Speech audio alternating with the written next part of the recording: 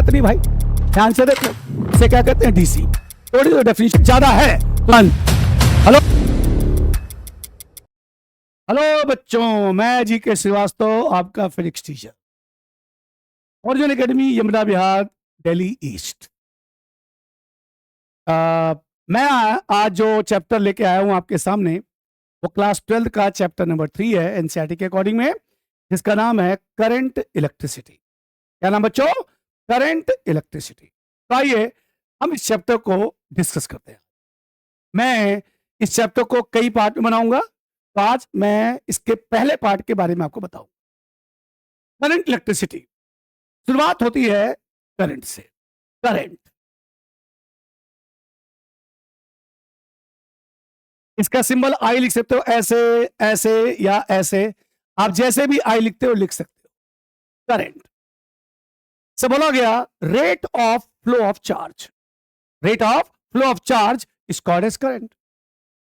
Rate मतलब time से divide करना, फ्लो मतलब ये होता है कि मूव करेगा।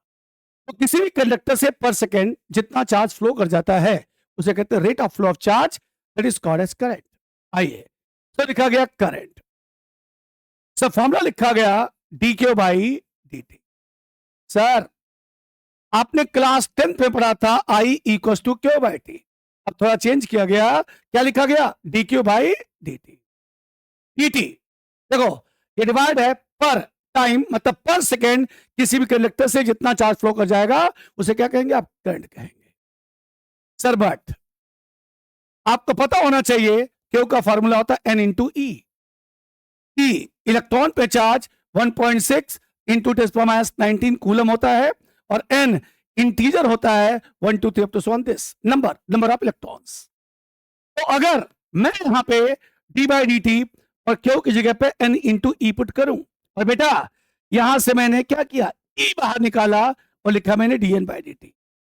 सवाल यह उठा ई बाहर क्यों निकाला? क्योंकि चैंपियंस इलेक्ट्रॉन पे जो चार्ज होता है वो क्या होता है? कांस्टेंट होता है, और डिफरेंशिएशन करते समय कांस्टेंट को क्या करते हैं? बाहर कर देते हैं। That's why I equals to e into d n by d t. अब देखिए मेरी डेफिनेशन वेरीफाइड हो गई।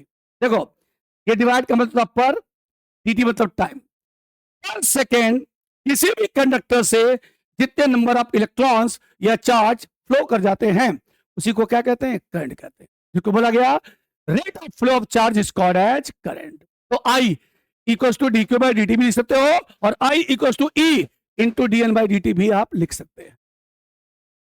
अब आगे सर थोड़ा ध्यान से देखिएगा। सर आपने लिखा I that's equals to d q by d t. Unit COU coulomb per second, या फिर इसे हम लोग एम्पियर भी कहते हैं, जिसका डायमेंशन फॉर्मूला होता है ए। कूलम पर सेकेंड या फिर क्या हो गया? एम्पियर। डायमेंशन फॉर्मूला क्या होता है? ए होता है। तो किसी भी कंडक्टर से पर सेकेंड जो चार्ज फ्लो कर जाता है, rate of flow of charge that is called as current. Current unit coulomb per second या फिर क्या होती है? एम्पियर होती है। अब आगे सर, ये पॉइंट ए है, ये पॉइंट बी है। सर लिखा गया VH मतलब हाई वोल्टेज, VL मतलब लो वोल्टेज, H मतलब हाई, L मतलब low. So current always move from high voltage to low voltage. Current always move from high voltage to low voltage. And charge मतलब electron मतलब negative charge move from low voltage to high voltage. इसका मतलब ये हुआ भाई कि जो current है वो हमेशा इलेक्ट्रॉन्स के फ्लो का क्या करेगी? अपोज करेगी। नेगेटिव चार्ज के फ्लो का क्या करेगी? अपोज करेगी। Current always move from high voltage to low voltage, and charge means electron always move from low voltage to high voltage. एक मिनट सर, सपोज करो यहां पे 8 वोल्ट है, और मान लो यहां भी कितना? बोलो 8 वोल्ट है। तो लिखा गया 8 वोल्ट माइनस 8 वोल्ट कितना हो गया? 0। अगर पोटेंशियल डिफरेंस 0 हो गया मतलब कंडक्टर के एंड सेम पॉइंट पे आ गए, पोटेंशियल डिफरेंस कितना हो गया? 0। तो चैंपियन करंट का फ्लो भी कितना हो जाएगा? 0। तो करंट का फ्लो तब होगा जब पोटेंशियल डिफरेंस होगा, and current all move from high voltage to low voltage, जबकि इलेक्ट्रॉन मतलब negative charge all move from low voltage to high voltage. What is current? The rate of flow of charge it is called as current. Formula I equals to d q by d t, unit coulomb per second या फिर ampere. Dimension formula क्या होता है? ए होता है।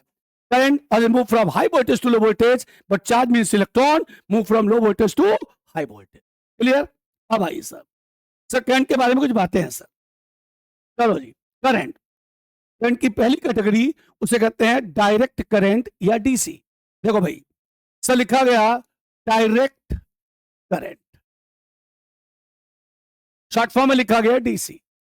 Yes sir. क्या होता है डीसी? चलिए जरा ध्यान से सुनिएगा सर. डायग्राम क्या है? एक रफ वर्क है, इसको सीखो पहले. यहां लिखा गया टाइम और यहां लिखा गया करंट. ध्यान से देखना बेटा. मैंने क्या किया, स्ट्रेट लाइन बना दिया. टाइम लिखा 0 सेकेंड, 2 सेकेंड, 4, 6, 8 और मान लो यहां लिख दिया मैंने 10 ampere.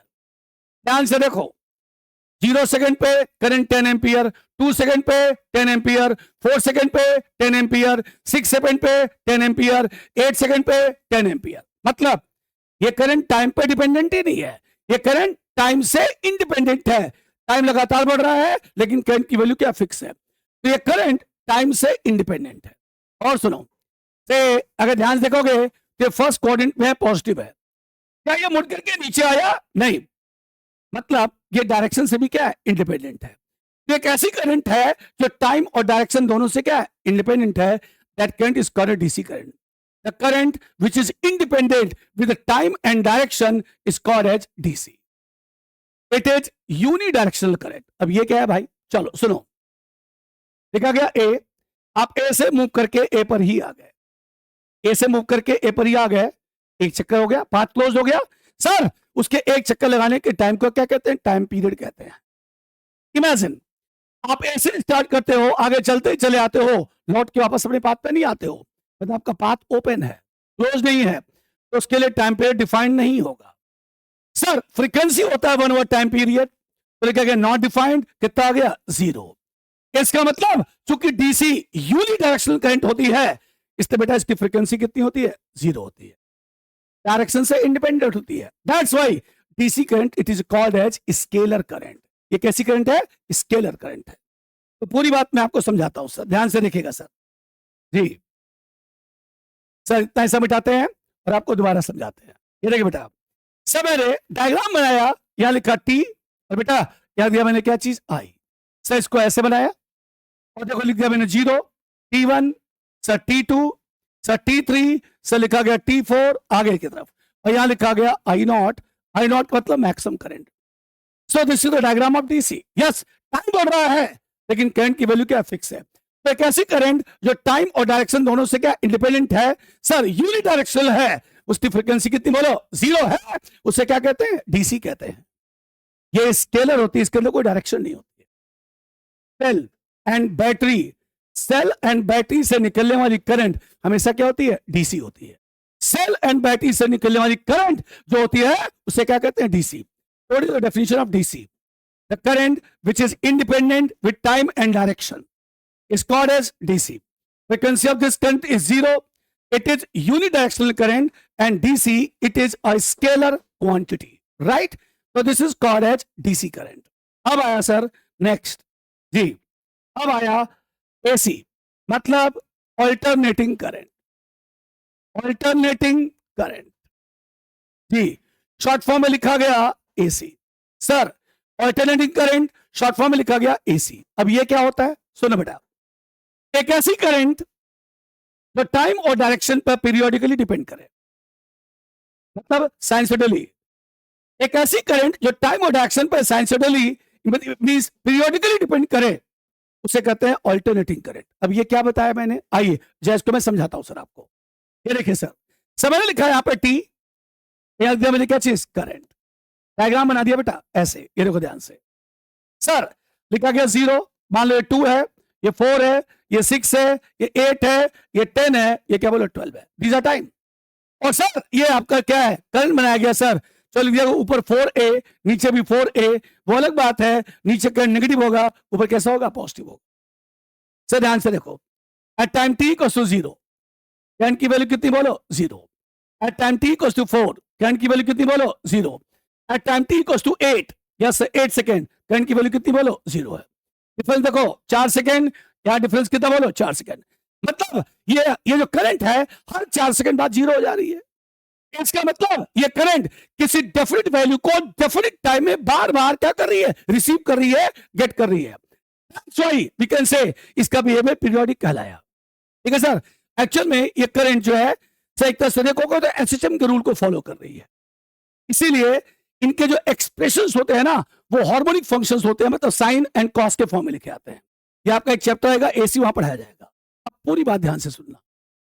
Current which varies with the time and direction sinusoidally means periodically, that is called as alternating current. Frequency of this current is not equals to zero but variable. Yes sir, frequency of this current is not equals to zero but variable. क्यों भाई? ध्यान से देखो, आधा circle ऊपर आधा circle नीचे, आधा ये और आधा ये मिलके क्या हो गया, एक कंप्लीट सर्कल बनाता है। मतलब एसी अपने पाथ को रिट्रेस कर लेती है, इसीलिए इसका टाइम पीरियड होता है, इसीलिए इसकी फ्रीक्वेंसी होती है। तो एक ऐसी करंट जो टाइम और डायरेक्शन पर साइंसली डिपेंड करे, पीरियोडिकली डिपेंड करे, राइट, जिसकी फ्रीक्वेंसी जीरो के बराबर ना हो, वेरिएबल हो, उसे कहते हैं अल्टरनेटिंग करंट। ये जो करंट होती है वो वेक्टर होती है। वो क्या होती है? वेक्टर होती है, और ये एसएचएम के रूल्स को फॉलो करती है। इनके एक्सप्रेशन हार्मोनिक फंक्शंस के फॉर्म में लिखे आते हैं, लाइक साइन एंड कॉस, जबकि डीसी के साथ ऐसा नहीं होता है।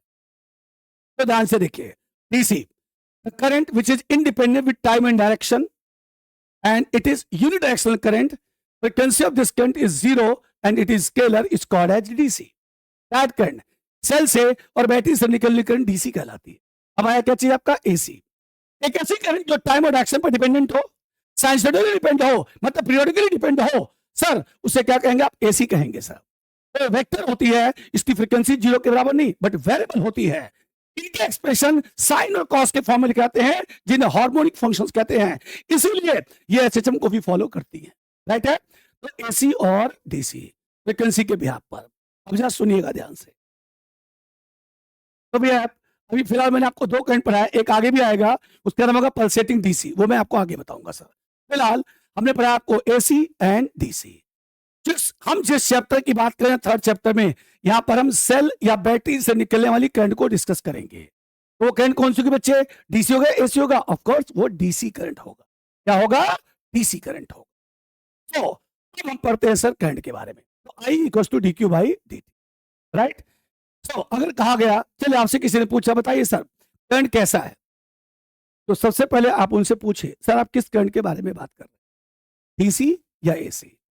अगर आप सिर्फ डीसी के बारे में बात कर रहे हैं तो स्केलर है, अगर आप एसी के बारे में बात कर रहे हैं तो सर वो वेक्टर है। क्लियर है सर?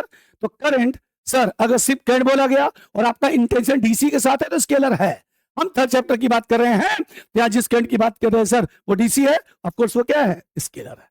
आइए अब यहाँ पे एक न्यूमेरिकल करते हैं। सर कहा गया किसी कंडक्टर से चार्ज जो फ्लो हो रहा है, किसी कंडक्टर जिसका रेजिस्टेंस 100 ओम है, ध्यान सुनिए, एक कंडक्टर जिसका रेजिस्टेंस 100 ओम है, जिससे जो चार्ज फ्लो कर रहा है वो टाइम के अकॉर्डिंग में वेरिएबल है। और इक्वेशन दे दिया गया सर कितना बोलो? T cube minus 2t square plus 6t minus 8। बस किसी कंडक्टर से जो चार्ज फ्लो हो रहा है वो टाइम के अकॉर्डिंग में वेरिएबल है। अगर उस कंडक्टर का रेजिस्टेंस 100 ओम है तो बताइए at time t equals to 1 second पे, जी at time t equals to 1 second पे, 1 सेकंड पे करंट की वैल्यू क्या होगी और वोल्टेज की वैल्यू क्या होगी, मतलब पोटेंशियल डिफरेंस की वैल्यू क्या होगी? आसान है बच्चे, आपको पता है ना बेटा, आई का फॉर्मूला क्या होता है? D q by d T. इसका मतलब हमें इस पूरे इक्वेशन को टाइम के रिस्पेक्ट में डिफरेंशिएट करना पड़ेगा। आइए हमने लिखा सर यहाँ पे डी बाई डी टी, और अब क्या लिखा? क्यों सर लिखा मैंने D by d T of T Q, sir 2 बाहर निकाल दिया, सर लिखा मैंने D by d T of T square, sir 6 बाहर निकाल दिया, लिखा गया D by d T of T, और आगे लिख दिया sir D by d T of 8, right. Sir ये बन गया कितना बोलो? D q by d T. बच्चे यहां लिखा गया 3t स्क्वायर, सर यहां लिखा गया 2 इंटू 2t, और बालक 6 इंटू 1, और अगला कितना हो गया? 0। इसको सॉल्व कीजिए, ये करंट बन गया। सर लिखा गया 3t स्क्वायर, सर लिखा गया 4t एंड प्लस कितना हो गया? 6 निकल गया सर। अब देखो आपको करंट निकालना है at time t equals to 1 second. तो बच्चे जहां जहां t होगा आप पुट करेंगे 1 से, सॉल्व होकर निकलेगा 1 3 दिस, तो t equals to 1 put t equals 1 and simplify this. Sir ये पूरा का पूरा निकला सर 5 एम्पियर। कैसे? ये निकला -1 + 6 कितना हो गया सर 5 एम्पियर। आई निकल गया। अब आपको क्या निकालना है? Potential difference current into resistance V. तो निकला 5, रेजिस्टेंस मैंने आपको 100 दे रखा था सर, कितना आ गया बोलो? 500 वोल्ट्स। That's your answer.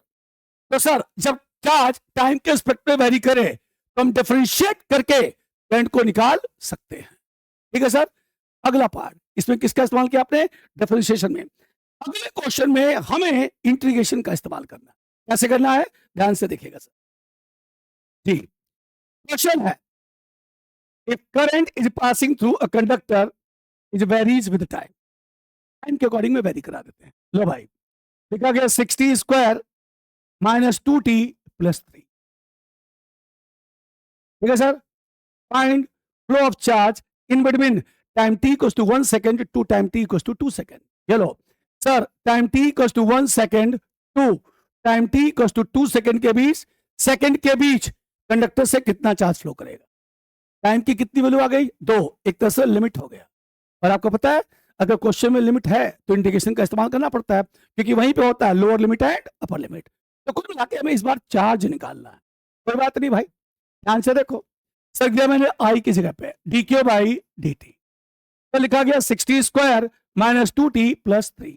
बेटा जी अगर लिखते हो dq तो लिखा गया 60 स्क्वायर -2t + 3 और टाइम सब कितना हो गया? dt। ले बेटा इसको इधर कर लिया। आइए हम लिखते हैं dq, इंटीग्रेट करते हैं सर। ध्यान से देखिएगा।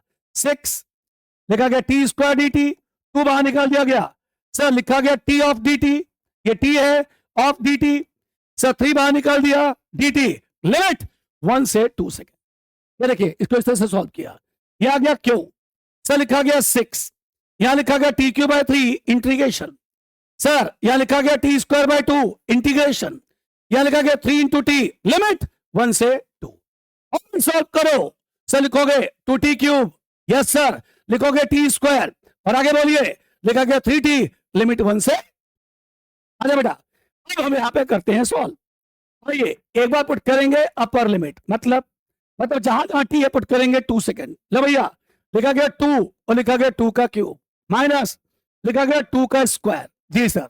और आगे सर लिखा गया 3 × 2, फिर लिखा गया जहां जहां t होगा पुट किया गया 1, 1 का क्यूब, फिर लिखा गया 1 का स्क्वायर और फिर लिखा गया 3 × 1। सर देखो ध्यान से, इसको करते हैं सॉल्व। बेटा ये कितना हो गया? 8 × 2 16, ये हो गया 4, ये कितना हो गया? 6। और आगे सुनो, यहां देखो ध्यान से। सर लिखा गया 2 - 1 n + 3। पूरा सॉल्व कर लेते हैं सर। देखो ये आएगा आपका क्या चाहिए आएगा बेटा? 12 + 6 आ गया आपका 18। Yes sir. ये देखो ये निकलेगा आपका 4। सॉल्व करके देख बेटा। तो जो क्यों निकला बेटा वो निकला 14 कूलम। That's your. तो सिंपल है बेटा, अगर करंट से चार्ज निकालना है तो इंटीग्रेट करना पड़ेगा, और चार्ज से करंट निकालना है तो डिफरेंशिएट करना पड़ेगा। ठीक है ना? इसमें डिफरेंशिएशन और इंटीग्रेशन का इस्तेमाल। तो ये था अबाउट द करंट। ठीक है सर। हम ये भी कह सकते हैं कि फ्रीक्वेंसी के बिहाफ पर फिलहाल मैंने बोला फिलहाल दो करंट पढ़ाया मैंने आपको। पहला डीसी जो स्केलर होगी, जो टाइम और डायरेक्शन से इंडिपेंडेंट होगी, एंड दूसरा जो टाइम और डायरेक्शन पर साइंसिकली डिपेंड करेगी सर। ऑफ कोर्स उसकी फ्रीक्वेंसी नॉट इक्वल टू 0 होगी बट वेरिएबल होगी और वो वेक्टर होगी। उसका नाम क्या रखा गया? Alternating current. हमारे घरों में जो सप्लाई आती है वो अल्टरनेटिंग करंट होती है, और सेल से और बैटरी से जो करंट निकलती है उसे क्या कहते हो? DC current. तो चैप्टर 1 में इलेक्ट्रोस्टैटिक्स आपने पढ़ा, कैपेसिटर पढ़ा, और अब आप पढ़ रहे हो चैप्टर 2। सर 1 2 पढ़ लिया, अब पढ़ रहे हैं चैप्टर 3। इन तीनों जगहों पे जो आप करंट इस्तेमाल कर रहे हैं वो सब के सब क्या है? डीसी है। करेक्ट है, क्योंकि हमने यहां पर सेल का इस्तेमाल किया या बैटरी का इस्तेमाल करने वाले हैं। आधा काम हो गया। अब आया रेजिस्टेंस। जी सर, रेजिस्टेंस इसका सिंबल होता है आर। क्या होता है सर? बोला गया it is property of a conductor with which conductor opposes to flow of charge through it. किसी कंडक्टर की प्रॉपर्टी जो अपने अंदर से चार्ज के फ्लो का मींस करंट का अपोज करे, अपने अंदर से करंट के पास होने का या चार्ज के फ्लो होने का जो अपोज करे, that particular property is called as resistance. तो किसी कंडक्टर की प्रॉपर्टी जिसकी वजह से वो अपने अंदर से चार्ज के फ्लो या करंट के फ्लो का अपोज कर जाए, that property is called as resistance. Symbol सुनिएगा सर, सिंबल होता है ऐसे आर, राइट। और सर लिखा गया यूनिट ऑफ आर, जरा ध्यान से सुनिएगा सर। फॉर्मूला पढ़ाया गया था V equal to I R, अगर आर निकालना हो तो लिखेंगे V और आई। आर की यूनिट या तो वोल्ट पर एम्पियर होती है या फिर बेटा जी क्या होती है, ओम होती है, जिसको हम ऐसे लिख सकते हैं, वोल्ट पर एम्पियर या फिर क्या होती है, ओम होती है। तो कंडक्टर की प्रॉपर्टी जिसकी वजह से अपने अंदर से चार्ज के फ्लो या करंट के फ्लो का अपोज कर जाए, उसे क्या कहते हैं, रेजिस्टेंस कहते हैं, राइट। रेजिस्टेंस का सिंबल ये होता है सर, सॉरी, रेजिस्टेंस को बनाते ऐसे हैं इस तरह से, और उसका जो सिंबल होता है वो क्या होता है, आर होता है। नोटेशन कितना होता है, आर होता है। यूनिट वोल्ट पर एम्पियर या क्या होती है, ओम होती है। अब एक छोटी सी बात, तो लिखा गया SHUNT, शंट क्या होता है सर, एक्चुअल में ये भी रेजिस्टेंस होता है। डेफिनेशन सुनिएगा, least count of resistance, least count of resistance is called as shunt. And what is least count, सबसे छोटी वैल्यू। तो रेजिस्टेंस की सबसे छोटी वैल्यू क्या कहलाती है, शंट कहलाती है। लैब के अंदर हम बोलते हैं 1 ओम से छोटे रेजिस्टेंस को शंट कहते हैं। लैब के अंदर ये बोला जाता है कि 1 ओम से छोटे रेजिस्टेंस को क्या कहोगे आप, शंट कहेंगे। जबकि डेफिनेशन क्या है, the least count of resistance is called as shunt. Clear, तो ये भी क्या आपका रेजिस्टेंस। अब सवाल ये उठा, रेजिस्टेंस होता कैसे भाई, होता ही क्यों है जी। किसी भी कंडक्टर में एटम होते हैं और साथ साथ फ्री इलेक्ट्रॉन्स होते हैं। किसी भी कंडक्टर में एटम्स होते हैं, फ्री इलेक्ट्रॉन्स होते हैं, जिनका आपस में कोलिजन होता है। ये कोलिजन की वजह से ही रेजिस्टेंस डेवलप होता है। समझ आ गया। अगर एटम कंडेंस्ड है, नंबर ऑफ इलेक्ट्रॉन भी कुछ इस तरह से है कि टकराहट ज्यादा हो रही है, कोलिजन रेट ज्यादा है, तो उसका रेजिस्टेंस भी क्या होगा, आपका ज्यादा होगा। तो किसी भी कंडक्टर का जो रेजिस्टेंस होगा वो उसके सर उसके अंदर फ्री इलेक्ट्रॉन्स और एटम्स के कोलिजन की वजह से होता है। ठीक है sir, that is the cause of resistance. तो रेजिस्टेंस एक्चुअल में अपने अंदर से चार्ज के फ्लो या करंट का क्या करता है, अपोज करता है। सिंबल लिखते हैं आर, यूनिट होती है वोल्ट पर एम्पियर या फिर क्या होती है सर, ओम। ऐसा यूनिट क्या कहलाती है आपकी, ओम कहलाती है। अब एक छोटी सी बात, आइए ध्यान से सुनिएगा सर। वोल्टेज, इसका फॉर्मूला होता है W/Q, वर्क डन से लिखा गया ml² T-2 और चार्ज क्या होता है, TA। यस सर, इसको सॉल्व किया गया तो लिखा गया ml² सर T-3 और A-1। जी sir, ml² T-3 A-1 sir, this is dimensional formula voltage, potential या पोटेंशियल डिफरेंस। अब आया रेजिस्टेंस की बात की गई, आर का फॉर्मूला होता है V/I। आप V की जगह लिखोगे ml², लिखोगे T-3 A-1 और I की जगह पे क्या लिखोगे, A लिखोगे। इसको सॉल्व करोगे तो लिखोगे ml² सर लिखा गया T-3 और A-2। Yes sir, ml² T-3 और A-2, this is dimensional formula of electrical resistance.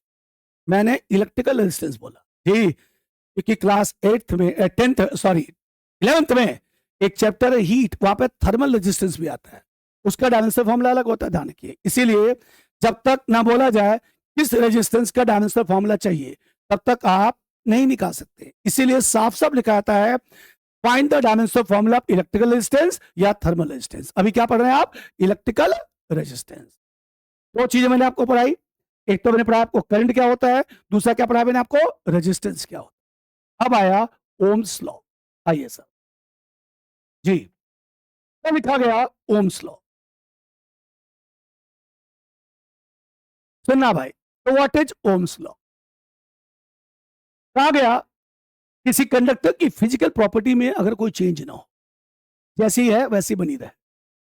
अगर किसी कंडक्टर की फिजिकल प्रॉपर्टी में चेंज ना हो, रिमेन्स कांस्टेंट, तो फिजिकल प्रॉपर्टी क्या होता है भैया, area of cross section, volume, density, elasticity, thermal coefficients, और these are called as fundamental character, means fundamental property.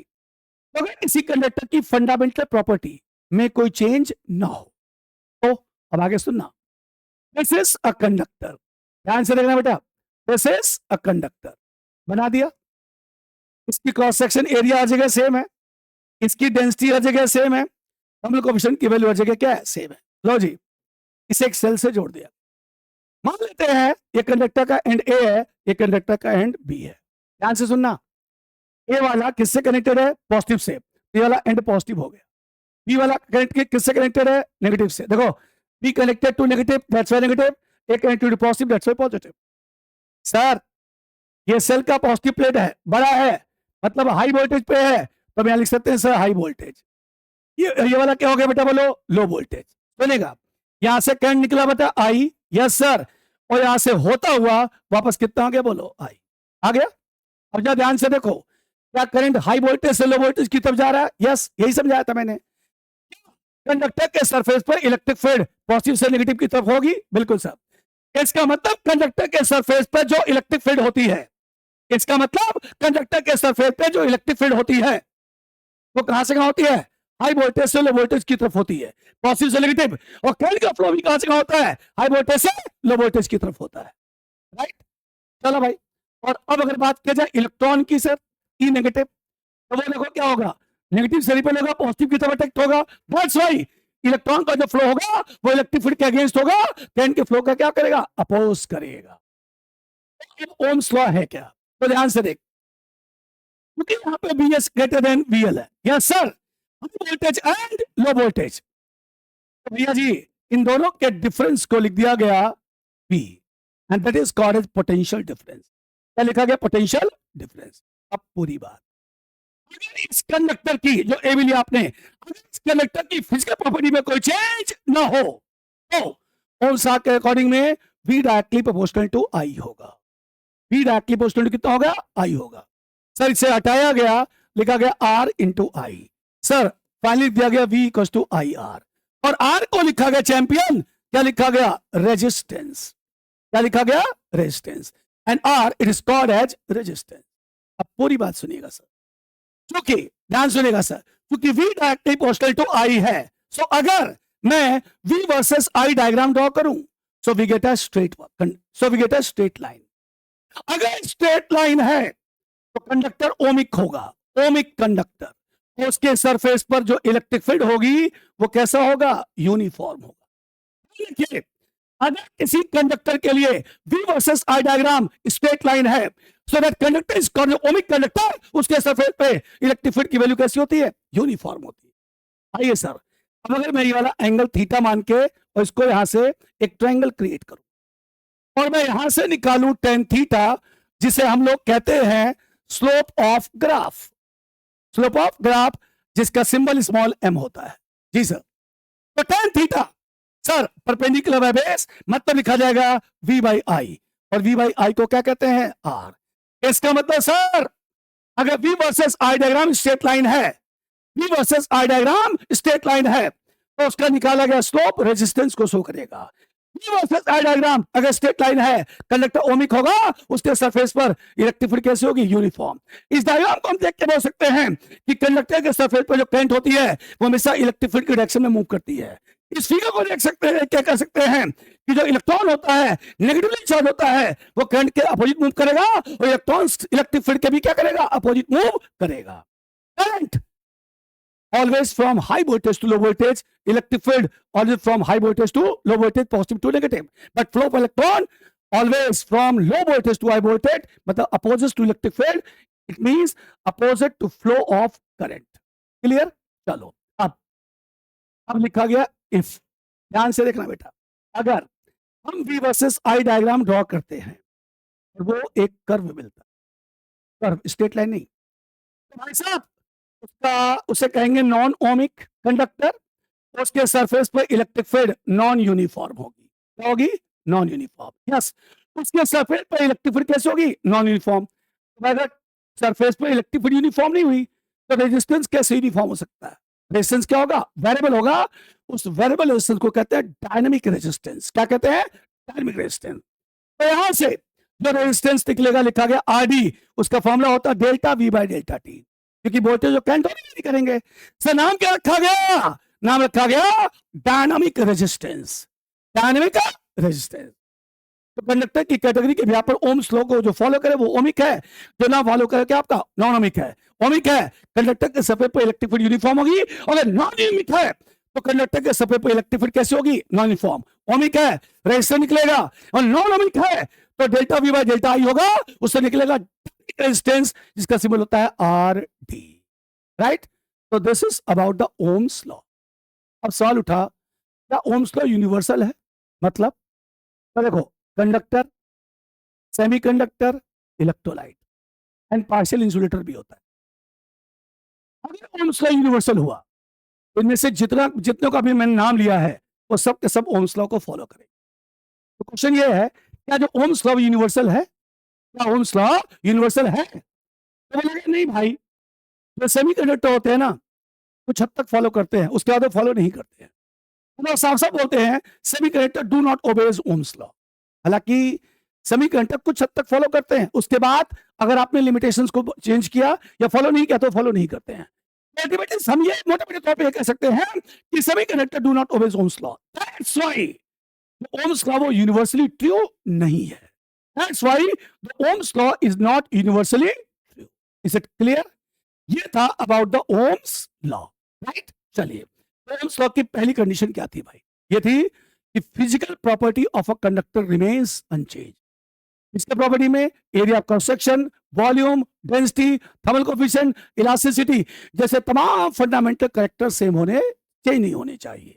Clear? चलिए अब हम थोड़ा बढ़ते हैं आगे। अब आया सर टॉपिक का नाम है सर स्पेसिफिक रेजिस्टेंस या रेजिस्टिविटी। जी सर,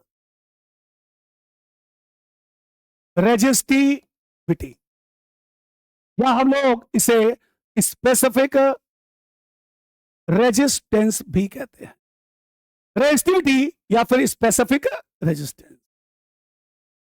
सर इसके बारे में थोड़ा पढ़ते हैं, सुनिएगा सर। लिखा गया resistance of a conductor, bracket में आर। पहला sir R directly proportional to L. What is L? Length of conductor. The resistance of a conductor is directly proportional to length. अगर किसी कंडक्टर की लंबाई छोटी है रेजिस्टेंस कम होगा, किसी कंडक्टर की लंबाई अगर ज्यादा है तो उसका रेजिस्टेंस भी क्या होगा, ज्यादा होगा। आइए मैं आपको समझा देता हूं। एक छोटा सा सेल लो, आजकल 1.5 वोल्ट का होता है, 1.5 वोल्ट, ये पॉजिटिव होता है, नीचे नेगेटिव होता है। कितने वोल्ट का भैया? 1.5। एक छोटा सा तार लीजिए और जो टॉर्च के अंदर बल्ब होता है ना, टॉर्च के अंदर जो बल्ब होता है उस बल्ब को लीजिए, कनेक्ट कर दीजिए, आप देखेंगे बल्ब ग्लो करना चालू करे। ठीक, तो भैया बल्ब को ग्लो करने के लिए एनर्जी चाहिए, तभी तो ग्लो करेगा ना, तभी तो ग्लो करेगा ना। एनर्जी मतलब हीट। जब उसका फिलामेंट, टंगस्टन फिलामेंट हीट होगा, गर्म होगा तो रोशनी बिखेरेगा, मतलब उसको हीट चाहिए, मतलब एनर्जी चाहिए। कहां से आया? सेल से आया। सेल होता क्या भाई? सेल एक डिवाइस होती है जो केमिकल एनर्जी को इलेक्ट्रिकल एनर्जी में क्या करती है, कन्वर्ट करती है। इमेजिन इमेजिन सपोज करो, मान लेते हैं ये बल्ब देख रहे हो बेटा, मान लो इसे ग्लो करने के लिए 10 जूल एनर्जी चाहिए, मान लेते हैं। कितना चाहिए? 10 जूल। और इस बल्ब के पास 12 जूल एनर्जी है, तो 10 जूल इसने उसको दे दिया। ठीक है भैया, बल्ब ग्लो कर रहा है। वायर की लंबाई क्या है? छोटी। चलो एक काम करते हैं कि इसकी जो एनर्जी है 15 जूल मान लेते हैं। ठीक है सर, इसको ग्लो करने के लिए 10 जूल चाहिए, इसको 10 जूल मिल गया, बल्ब क्या कर रहा है? ग्लो कर रहा है। ऐसे मान लेते हैं। अब मैंने क्या किया, इस वायर की लंबाई को ज्यादा कर दिया सर, बहुत ज्यादा कर दिया, और अब बल्ब लगा दिया। मैं देखा बल्ब ग्लो ही नहीं कर रहा भाई, बल्ब ग्लो ही नहीं किया। क्यों?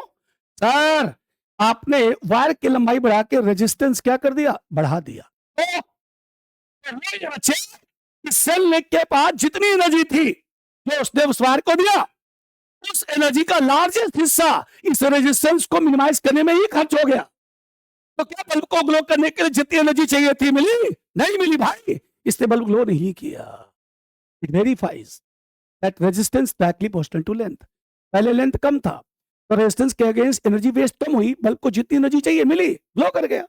बाद में आपने लेंथ को क्या किया? बढ़ा दिया, रेजिस्टेंस बढ़ गया। इस सेल की इलेक्ट्रिकल एनर्जी का लार्जेस्ट हिस्सा रेजिस्टेंस को मिनिमाइज करने में ही खर्च हो गया। सर उस बल्ब को ग्लो करने के लिए जितनी एनर्जी चाहिए नहीं मिली, इसलिए बल्ब ग्लो नहीं किया।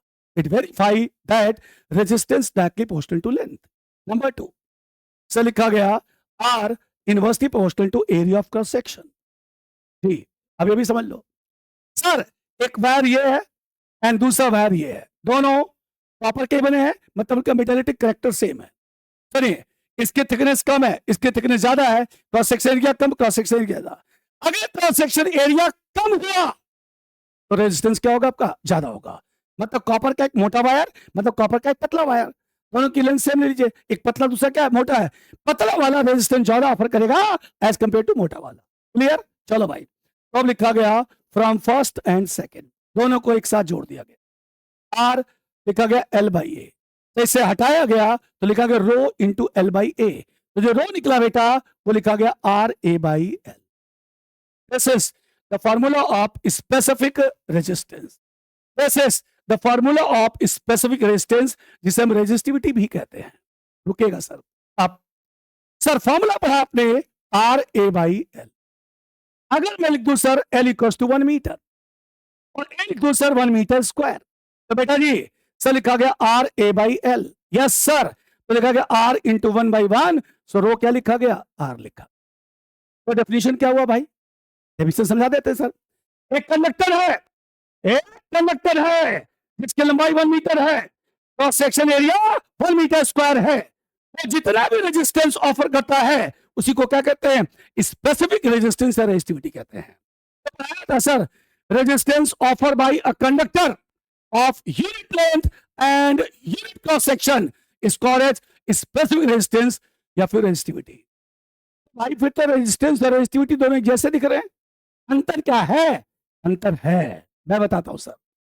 अंतर बिल्कुल ऐसे ही है जैसे इंसान और इंसानियत, जैसे इंसान और इंसानियत। इंसानियत एडजेक्टिव है और इंसान उसका रिप्रेजेंटेटिव है। सिमिलरली रेजिस्टिविटी एडजेक्टिव है और उसका जो रिप्रेजेंटेटिव है वो क्या आपका? रेजिस्टेंस है। बना गया? तो एक्चुअली रेजिस्टिविटी थ्योरेटिकल वे में क्या कह सकते हो? किसी कंडक्टर की प्रॉपर्टी होती है जो अपने अंदर से करंट के फ्लो का क्या करती है? अपोज करती है। That is called resistivity. इसका उल्टा कर दोगे तो बन जाएगा कंडक्टिविटी, जो अपने अंदर से करंट के फ्लो का वेलकम करती है। आओ भैया पास हो जाओ। ये क्या करेगा? नहीं भैया हम नहीं जाने देंगे अपने अंदर से, दैट इज कॉल्ड रेजिस्टिविटी। आओ भैया पास हो जाओ, उसे क्या कहोगे आप? कंडक्टिविटी। राइट है? तो रेजिस्टिविटी किसी कंडक्टर की प्रॉपर्टी होती है जिसकी वजह से वो अपने अंदर से करंट के फ्लो का क्या करती है? अपोज करती है। सर मैथमेटिकल वे में एक कंडक्टर जिसकी लंबाई 1 मीटर हो, cross section area 1 metre square हो, सर वो जितना रेजिस्टेंस ऑफर करेगा उसी को क्या कहेंगे? रेजिस्टिविटी या स्पेसिफिक रेजिस्टेंस कहते हैं। राइट? आगे पढ़ते हैं सर। सर ध्यान से देखिएगा सर जी। अब यहां से थोड़ा मिटाते हैं बेटा, समझिए। सर लिखा गया rho equals to R A by L, unit ohm metre square, और भाई कितना हो गया? मीटर। तो दैट्स वाई सर लिखा गया ओम मीटर। क्या लिखा गया? Ohm metre. So unit of resistivity is called as ohm metre. अब एक छोटी सी बात यहां समझिए। वो बात यह है बच्चे कि अंडर द ओम्स लॉ, मतलब जब तक कंडक्टर ओम्स लॉ को फॉलो करे, ऐसा बोला जाता है। तो बताना क्या चाहते हैं सर? बताना ये चाहते हैं एक वायर को खींचो, एक वायर को ट्विस्ट करो, एक वायर को बेंड करो। खींचो, स्ट्रेच करना, ट्विस्ट करना, मतलब थिकनेस को बढ़ाना। देखो स्ट्रेच करोगे लेंथ बढ़ेगी, क्रॉस सेक्शन एरिया घटेगी। ट्विस्ट करोगे लेंथ घटेगी, क्रॉस सेक्शन एरिया बढ़ेगी, थिकनेस क्या होगी? बढ़ेगी। और आप बेंड भी कर सकते हो। इस दौरान कंडक्टर की रेजिस्टिविटी पे कोई फर्क नहीं पड़ता, बट रेजिस्टेंस पे फर्क पड़ता है। तो during stretching, twisting and bending, resistivity remains unchanged, resistivity remains unchanged, but resistance will be changed। लेकिन रेजिस्टेंस क्या होगा आपका? चेंज होगा। आज पहले पार्ट में मैं आपको यहीं तक पढ़ा, अगले पार्ट में मैं रेजिस्टिविटी के न्यूमेरिकल्स एंड कंडक्टिविटी से स्टार्ट करूंगा। तब तक के लिए इन चीजों का रिवीजन करें। आज बेसिक क्लास थी, पहली क्लास थी। अगली क्लास में थोड़ा लंबा बताऊंगा ताकि उसमें बहुत सारी चीजों को हम एक तरीके से एक्सप्लेन कर सकें। समरी क्या थी सर? समरी ये था कि करंट क्या होता है, करंट कितने टाइप का होता है, मैंने आपको बताया डीसी और एसी, जिसमें से एक स्केलर था, दूसरा वेक्टर था।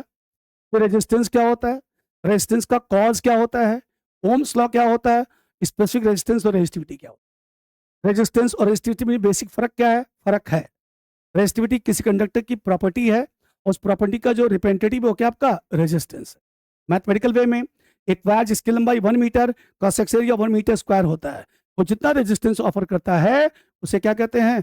स्पेसिफिक रेजिस्टेंस या रेजिस्टिविटी कहते हैं। चैंपियन, इसकी यूनिट क्या होती है? ओम मीटर होती है। एक वायर को आप स्ट्रेच कर रहे हैं, ट्विस्ट कर रहे हैं, बेंड कर रहे हैं, उसकी रेजिस्टिविटी पे कोई फर्क नहीं पड़ेगा। फर्क किस पे पड़ेगा? रेजिस्टेंस पे फर्क पड़ेगा। आज यहीं तक है।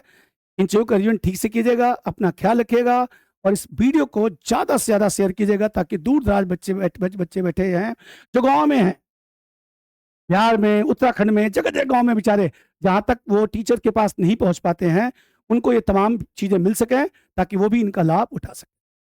थैंक यू, धन्यवाद। मिलते हैं अगले वीडियो में।